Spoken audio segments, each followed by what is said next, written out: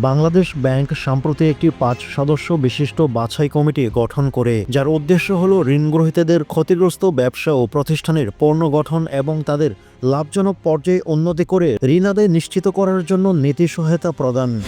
Committee সঠিকভাবে যাচাই বাছাই করবে যে নিয়ন্ত্রণ বহির্ভূত কারণে ক্ষতিগ্রস্ত ঋণগ্রহীতারা প্রকৃতভাবে ক্ষতির মুখে পড়েছেন কিনা এবং ব্যবসা পুনর্গঠনের মাধ্যমে প্রতিষ্ঠানগুলো সচল করা সম্ভব কিনা।